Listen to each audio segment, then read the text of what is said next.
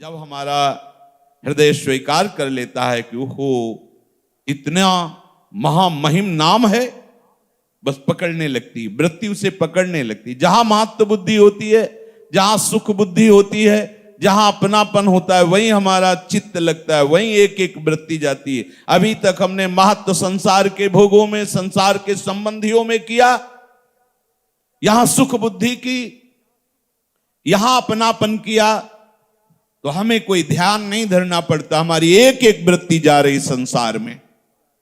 पलटो, अपनी बुद्धि को पलटो, उसके निश्चय को बदलो। महत्व प्रिया प्रीतम के नाम में, अपनापन केवल प्रिया प्रीतम से, आशा केवल प्रिया प्रीतम की, दासत्व सुख की। देखो अभी वृत्ति तुम्हारी तन्मय हो जाएगी, अभी तन्मय हो जाएगी। अपनापन संसार से करो, महत्व बुद्धि संसार में करो, सुख बुद्धि संसार में करो, और भजन प्रभु का करना चाहो असंभव। इसीलिए ऐसा आपको लगता है भजन करना बड़ा कठिन है। कैसे तुम्हें बताएं? जिस समय आप अपना पन केवल प्रभु से करेंगे, महत्व बुद्धि केवल प्रभु में, सुख बुद्धि केवल प्रभु में, तो सच्ची मानिए भजन करना नहीं पड़ता, नाचता है नाम हृदय में, नृत्य करता है हर समय। जैसे किसी कोई विशेष नशा किए हो और एक ही बात नशे में घूमती हो, ऐसे नाम जापक के केवल नाम घूमता रहता है। रूप की मादकता चढ़ी रहती है, हृदय आनंद से नाचता रहता है। कहां मृत्यु है? जहां मृत्यु है वहां स्मरण कर रहे हो, इसीलिए तुम्हें मृत्यु है। आओ अमृत में, नामामृत, रूपामृत, लीलामृत, चरितामृत, डूबो। अमृत का चिंतन हो रहा है तो मृत्यु की मृत्यु हो गई। कहां मृत्यु, कहां दुख, कहां क्लेश, कहां विकार? आपकी अभी जो भक्ति है बहुत पोली है। जब जो चाहे प्रवेश कर जाता है भक्ति में, और भक्ति चाहिए घनीभूत, जहां किसी का भी प्रवेश ना हो। उसे कहते हैं निष्ठा, उसे कहते हैं मत चित्ता, उसे कहते हैं मत धिया, मेरे में बुद्धि अर्पित करने वाला। यही तो उपासना का मार्ग है प्रभु ने जो आपको दिया है। और कह रहे हैं अत्यंत मेरे में आसक्त, अत्यंत आसक्त। ये बड़े काम की बात है। हम अत्यंत आसक्त हैं अपने विचारों के द्वारा दिए गए भोग सुख में। देख लो, हमने संकल्प लिया, कसम खाई, फिर भी गिर गए। ये अत्यंत आसक्ति का लक्षण है। अब आप में सामर्थ्य नहीं रही, आ तो सकती है लेकिन जाने में बहुत कठिनता, इसी का नाम आसक्ति है। और प्रभु में आसक्ति हो जाए, क्या उपाय है? तो कह रहे हैं जैसी हरिवंश यथामति वर्णत, कृष्ण रसामृत सार, श्रवण सुनत प्रापक, रति राधा पद अंबुज सुकुमार। अत्यंत आसक्ति हो जाएगी प्यारी जू और प्यारे जू के चरणों में। जो अत्यंत आसक्ति वाला है, अत्यंत आसक्ति, जब तुम्हारे हृदय में नाम जप का भाव प्रकट होगा ना, तो बोलना ऐसा लगता है कि मानो हमें दंड दिया जा रहा है। जब बोलना पड़े ऐसा लगता है कोई बोले ना, चल रहा है बस चुपचाप सुनते रहो। कैसी कैसी भावमयी तरंगे, कैसी कैसी सुंदर सुंदर स्फुरणाएं जब नाम निरंतर चलता है। अभी चला के तो देखो धीरे धीरे। न बोलना अच्छा लगता है, न कोई भी व्यवहार अच्छा लगता है, कोई चाह नहीं रह जाती। जब निरंतर नाम चलने लगता है, निरंतर स्मरण चलने लगता है, तो वो मेरे परायण हो जाता है। प्रभु कह रहे हो मेरे परायण हो जाता है। फिर मैं उसे वो श्रेष्ठ ज्ञान प्रदान करता हूं जिससे वो निष्पाप होकर परम पद में आरूढ़ हो जाता है। ज्ञान विज्ञान संयुक्ते दुजे गवि गजादिषु, समेक्षणा महात्मानः पंडिता स्वपचे शुनि। वो मैं कैसा ज्ञान देता हूं कि उसके हृदय में ये विज्ञान प्रकट होता है। विज्ञान तात्पर्य अनुभव, उस ज्ञान का अनुभव प्रकट होता है। वो दुजे गवि गजादिषु, ब्राह्मण में, गौ में, हाथी में, समस्त प्राणियों में, चांडाल में, कुत्ते में, जिधर देखता है उधर मैं ही दिखाई देता हूं। ये भगवत प्रदत्त विज्ञान है, बोध है। जिसके हृदय में ऐसी समदर्शन वृत्ति प्रकट होती है, वस्या स्वर्गो जगत तेषाम जीवन मुक्ता समेक्षणाः यतो अदोषम ब्रह्म समम तस्मात् तैर विषयी कृतम। जिसका हृदय ऐसी क्षमता से युक्त हो जाता है, उसे ही कहते जीवन मुक्त महापुरुष परमहंस। जितने भी लोकांतर है, उन सब पर वो विजय प्राप्त कर चुका। स्वर्ग से लेकर ब्रह्मलोक तक, नीचे के सब लोग, अब उसे कोई परास्त नहीं कर सकता। ऐसा वो त्रिभुवन विजयी महात्मा, जीवन मुक्त महापुरुष, परमहंस कहा जाता है। प्रिया प्रिय प्राप्य हर्ष द्वेषौ ये प्राप्नुवन्ति न ब्रह्माश्रिता असम्मूढ़ा ब्रह्मज्ञाः समबुद्धयः। वो महात्मा ऐसी क्षमता को प्राप्त हो जाता है कि बड़े से बड़े प्रिय वस्तु, व्यक्ति, पदार्थ, स्थिति आदि में वो हर्षित नहीं होता। अप्रिय, बड़े से बड़े अप्रिय घटना, अप्रिय व्यक्ति, अप्रिय वस्तु में उसे शोक नहीं होता। वो हर्ष शोक में सम बुद्धि युक्त महात्मा सदैव ब्रह्म में, भगवत स्वरूप में, मेरे में स्थित रहता है। प्रश्न हुआ कि भगवान, तीनों लोकों में यहां से लेकर ब्रह्मलोक तक यथार्थ सुख क्या है? विशारद आप ही जानते हैं कि यथार्थ सुख क्या है, इसलिए कृपा करके हम जानना चाहते हैं यथार्थ सुख क्या है, सच्ची में क्या सुख है। आनंदमश्नुते असक्तः स्वात्मा रामो निजात्मनि अविनाशी सुखम तद्धि न सुखम विषयादिषु। जो केवल मेरे में ही रमण करता है, जय हो, प्रभु के नाम में, प्रभु के रूप में, प्रभु की लीला में, प्रभु के चिंतन में, मेरे में ही, अर्थात जो आत्मा रमण है, आत्मा रमण भगवान को कहा गया है। ये हमारी आत्मा भगवान ही है जो केवल प्रभु में रमण। देखो कहां स्थिति है, शरीर रमण हमारी स्थिति, इंद्रिय रमण। अभी हम राधा रमण में कहां लगे, आत्मा रमण में कहां लगे? कौन सुखी है? सुख किसे कहते हैं? बोले वही सुखी है जो प्रभु में लगा हुआ है, और सुख प्रभु है। उसकी पहचान वो कहीं भी आसक्त नहीं होता, वो उस महाआनंद का भोक्ता होता है। ब्रह्मादिक के भोग सब विष सम लागत ताहि, नारायण ब्रज चंद की लगन लगी है जाए। उसे विषवत लगने लगते ब्रह्मादिक के भोग। अपने तो मर्त लोक के भोग ही हमें ऐसा लगता है कि हमारा श्रेय है, यही सुख है, बुद्धि मलिन है। अभी प्रभु मिले नहीं, प्रभु के मिलन की चाह में इतनी सामर्थ्य कि ब्रह्मलोक तक के भोगों का वैराग्य।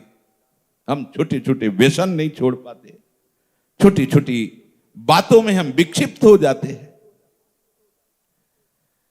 अविनाशी उसी का नाम है जो मेरी आत्मा है, मेरा आराध्य है, और वही सुख है। उसके अलावा सब मायामय है, मायामय दुखमय। आ ब्रह्म स्तंभ पर्यंतम सर्वम मायामयम जगत सत्यम सत्यम पुनः सत्यम हरेर नामैव केवलम। केवल हरि प्रिया का नाम ही। विषयोत्थानि सौख्यानि दुःखानां तानि हेतवः उत्पत्ति नाशयुक्तानि तत्रासक्तो न तत्त्ववित्। विषयों में जिसे सुख प्राप्त हो रहा है वो महात्मा नहीं हो सकता।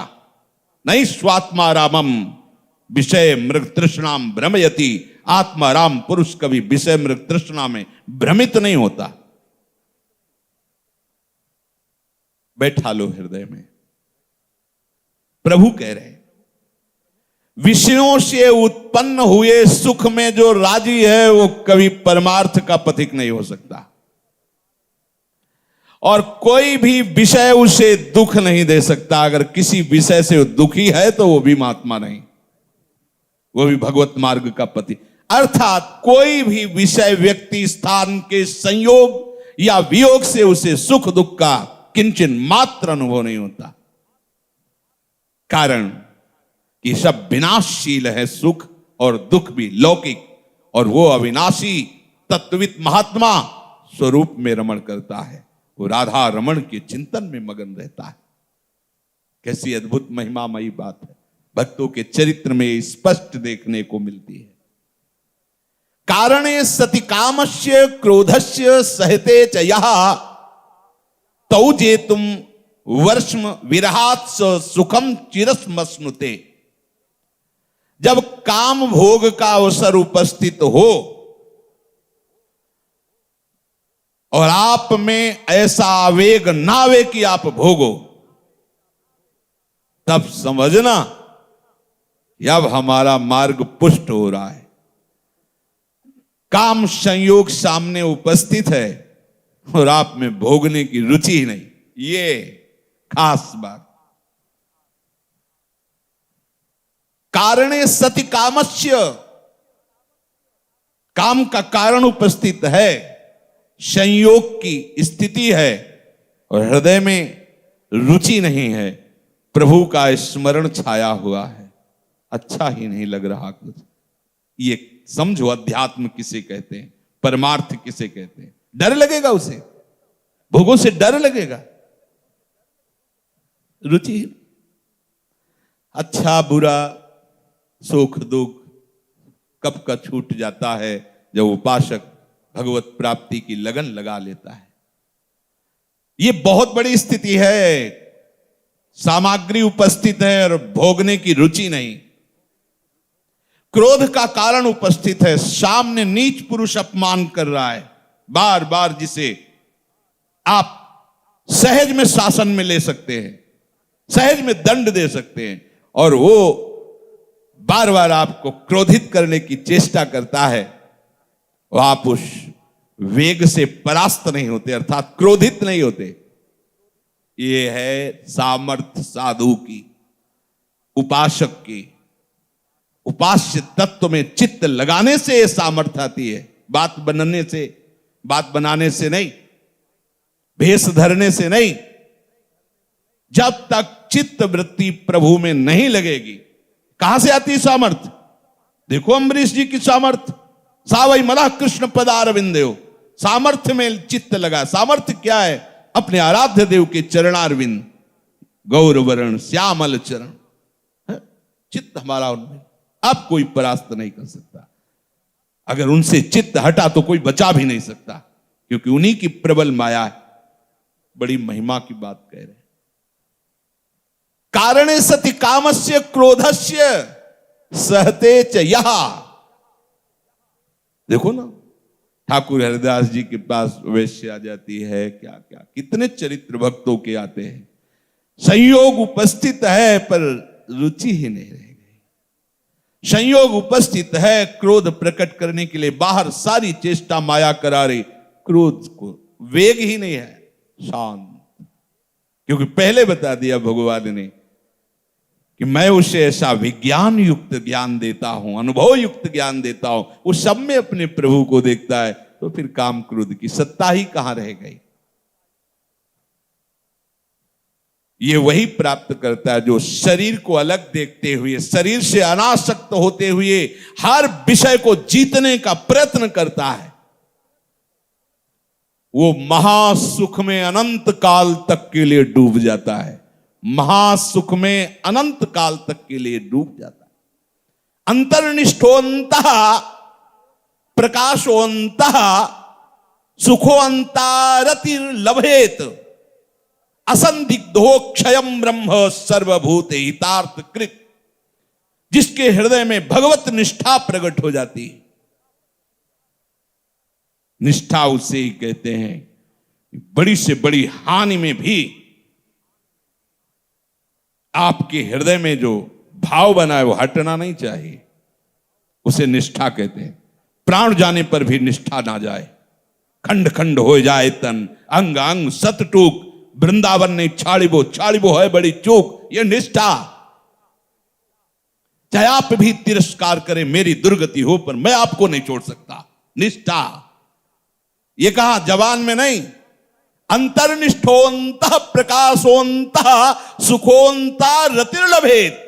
जिसके हृदय में ऐसी अंतर्निष्ठा प्रकट होती है, उसके हृदय में प्रकाश रहता है, प्रकाशोंतः। ये जो हम धर्म विरुद्ध आचरण, विषय भोगों का चिंतन, ये अंधकार, अज्ञान अंधकार के कारण करते हैं।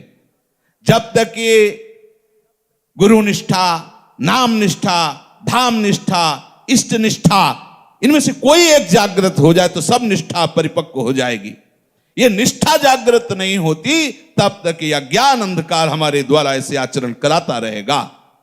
और जहां ये हृदय में निष्ठा ही, अंतर्निष्ठोंतः प्रकाशोंतः, अंतर्निष्ठा आते ही हृदय प्रकाशित हो जाता है। उसी प्रकाश में वो देखता है सब व्यर्थ, सब झूठा, उस प्रकाश में देखता है। वही सुखोंता रतिर्लभेत, वही वो आत्यंतिक सुख प्राप्त होता है हृदय की निष्ठा से। अब वो सब प्राणियों को सुख पहुंचाता है। सुख देवे को चावचित, सब सोहित निष्काम, या सुधर्म हरिवंश को नाम गिरा विश्राम। नाम वाणी का चिंतन करते हुए जो भी सामने आता है, चाहे वो जैसा भी जीव, वो बहुत प्यार भरा उसका व्यवहार, सबको सुख मिले। सुख देवे को चाव।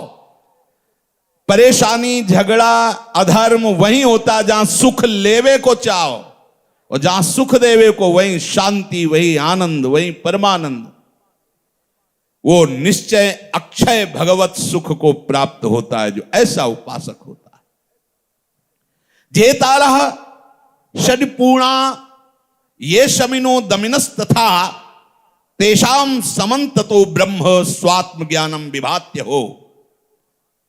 जब तक उपासक इन 6 दुश्मनों को नहीं परास्त करता, तब तक वो इस आनंद को प्राप्त नहीं होता।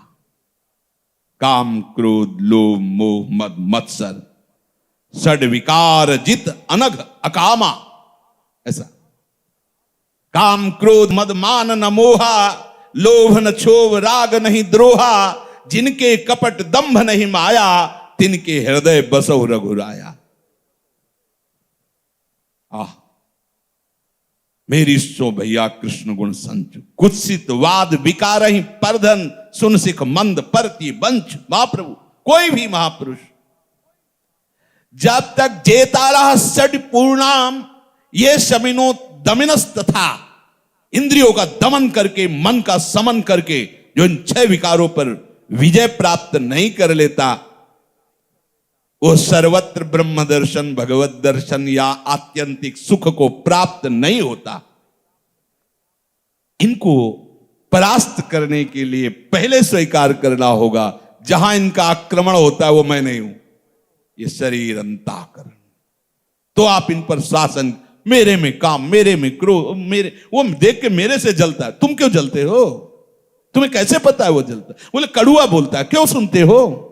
ये तुम्हारी चेष्टा है, व्यर्थ की चेष्टा है, परमार्थ विरुद्ध चेष्टा है, इसीलिए तुम जल रहे हो। नहीं तो तुम परमानंद में, पूरे प्रलयाग्नि में भी तुम परम शीतल और महाआनंद में रहोगे। क्या करे? आसनेषु समासीनस् त्यक्त्वेमान विषयान बहे, संस्तभ्य भ्रकुटी मास्ते प्राणायाम परायण। एकांत में बैठ करके जितनी श्वास ऊपर जा रही, खूब नाम जप करो, लंबी श्वास, राधा राधा राधा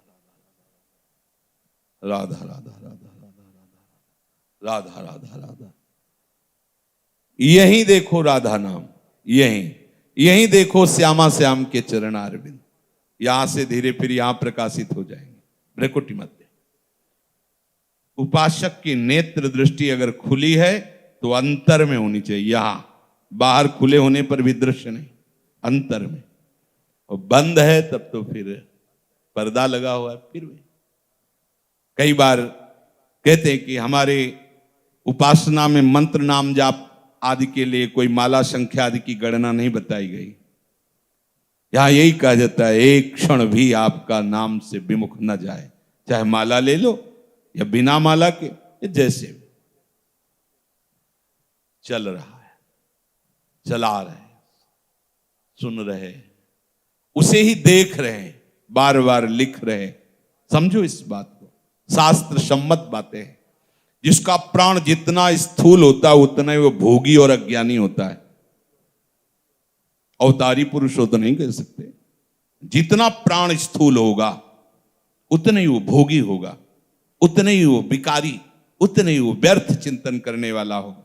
प्राणों को सूक्ष्म करने के लिए अल्पाहार, शरीर में ज्यादा चिलकन ना होने पावे इतना भोजन पाओ, शांत जब बैठे। कोशिश, अगर बीमार हो तो बात अलग है, नहीं कोशिश करो जमीन में बैठो, कोशिश करो मेरुदंड सीख। आप साधक हो, आप उपासक हो, आराम आराम से श्वास, आराम आराम से भर भर, वैसे भर भर श्वास। ये स्थूल जो ये भोगी पुरुष का लक्ष्य, उसने नष्ट कर दिया अपने जीवन को। आप भगवत मार्ग के पथिक हैं। प्राणों का संयमन, मन की एकाग्रता, ब्रह्मचर्य की परिपक्वता, शरीर राग का त्याग, स्वयं वैराग्य हो जाएगा। स्वयं भगवत मार्ग में आप अग्रसर होने लगेंगे।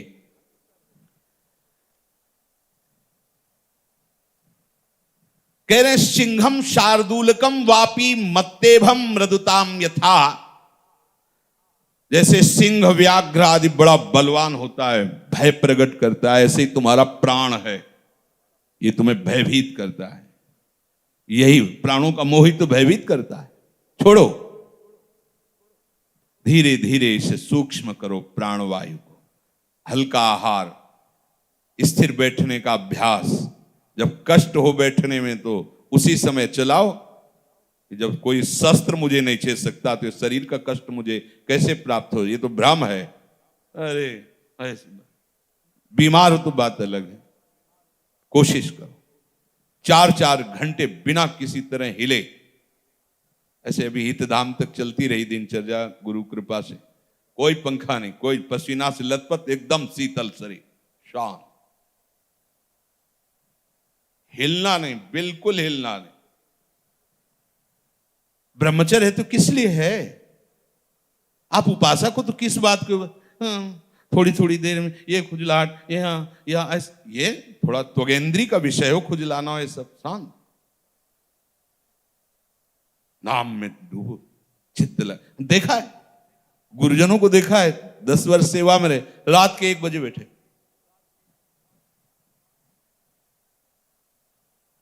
सुबह 5 बजे लेट गए, आधा 1 घंटा के बाद छड़ी उठाई, यमुना जी चल दिया। रात दिन 4 बजे से मंजीरा बजना शुरू हुआ, 12 बजे रात तक वो बजे। बल्लवी सुकनक बल्लरी तमाल श्याम सा, तमाल श्याम सा।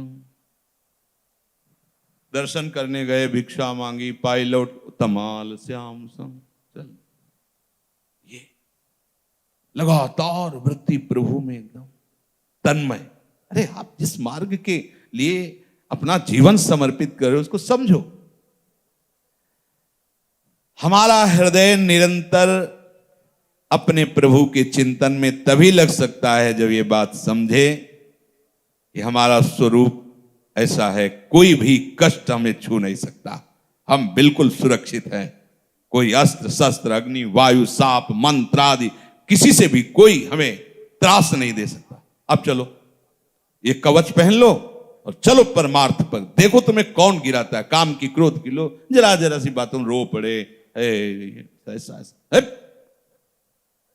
भगवत दैन्यता ठीक है, लेकिन भगवत मार्ग में विषय दैन्यता ठीक नहीं। अमुक हमें परेशानी, अमुक सताता है, अमुक विकार आता है, ऐसा नहीं। जब तक आप अपने परमार्थ में ऐसे निष्ठा नहीं धारण करेंगे तब तक बनेगा नहीं। इसलिए जो सुने उसका मनन करें, उसे हृदय में धारण करें। शेष चर्चा आगे। राधा वल्लभ लाल।